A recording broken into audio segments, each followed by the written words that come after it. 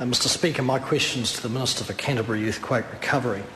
Is he satisfied with the level of support being offered to the people of Christchurch in the wake of the earthquake on 22 February 2011? The Honourable Maurice Williamson. Mr Speaker, in the interest of not constantly repeating myself, can I indicate to the House that I'll be answering questions 3, 8 and 11 today on behalf of the Minister for Canterbury Earthquake Recovery.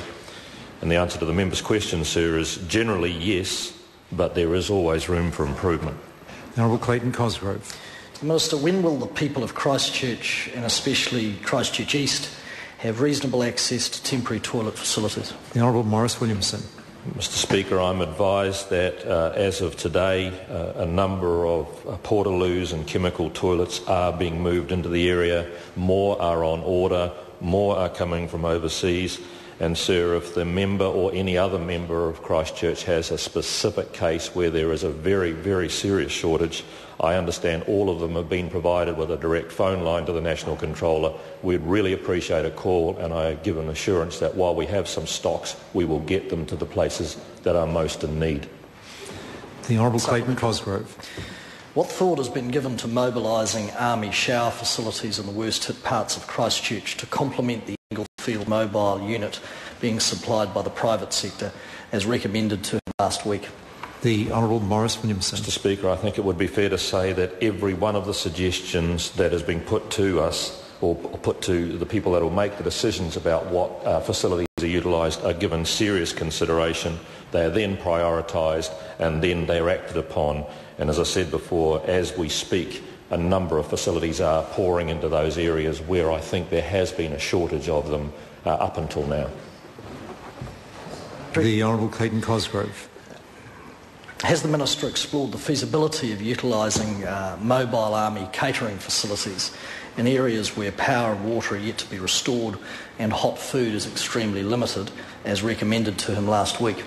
The Honourable Maurice Williamson. Mr Speaker, I haven't personally explored that, but I do know those options have all been considered carefully, and where there is merit to them and where they are not going to interfere with other decisions that have been taken, they are being moved on straight away. The Honourable Clayton Cosgrove. What consideration has been given to the provision of transportation for those who are unable to access welfare facilities through lack of transportation themselves, as was recommended last week? The Honourable Maurice Williamson. Well, again, Mr Speaker, I understand that free buses have been provided for moving people around and helping them to get to and from shops and from welfare centres and so on. If, again, any of the members of Christchurch know of specific cases where that is not being of assistance to people or they cannot make use of it, please let us know, and we will be trying to provide individually tailored responses.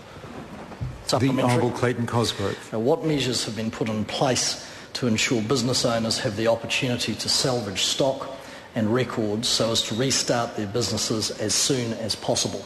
The Honourable Maurice Williamson. Mr Speaker, that's a very, very high priority for us, and as we start lifting the cordons and moving further and further into the area of the CBD, every business owner has been given the opportunity that can be done feasibly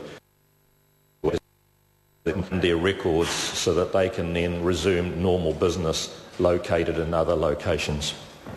Supplementary. The Honourable Clayton Cosgrove. What functions is the government intending to take away from the Christchurch City Council?